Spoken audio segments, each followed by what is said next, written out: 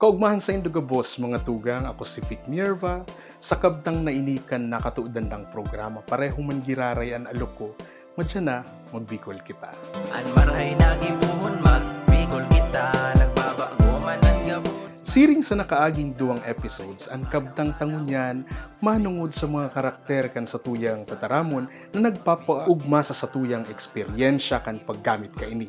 Padagustang apresyaron ang Bicol bilang lengguwaheng ginagamit sa araw-aldaw sa paagi kan pagsiirip o pagtanaw sa mga kalidad na naglalain digdi sa iba pang mga tataramon kan kinaban. Last episode, tinukartaan mga katagang Bicol na nakagamot o nagmukna gikan sa mga tanog kan kinaban, ragaak, namarangkiwal, bulsot, laob, sa kaiba pa. Sa siring na karakter, nagiging napapalain ang Bicol huli takadakol na pagkakataon sinasabit na ang tanog kultural dangan nakasusog sa kung paano minaabot sa satuya ang eksperyensya kan pagdangog.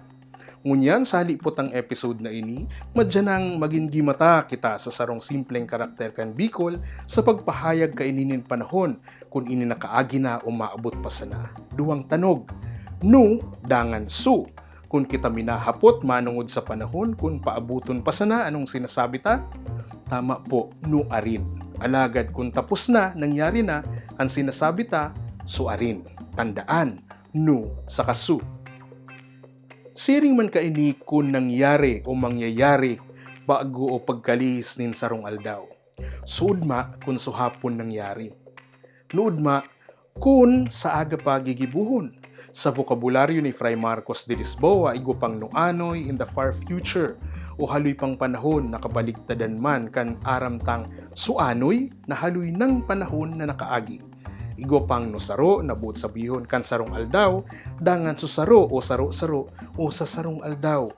Madali sa naman bagang sabuton.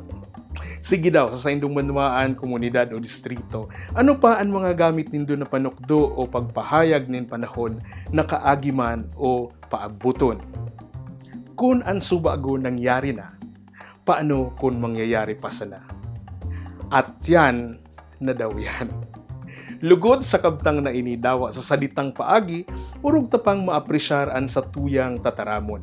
Para sa magagayo na paggamit kan Bicol, basahon ang kadakol ng mga artikulo na makukuha sa satuyang website ang www.magbicolkita.com, magbasa, maghurup-hurup, dangan maghiras sa kapwa.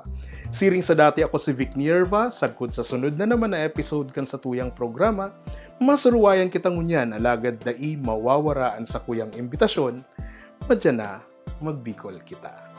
An marhay nagibuhon magbikol kita, nagbabago man ang gabos magbikol kita, marigas man ang panahon magbikol kita, sa kalag sa puso sa tara.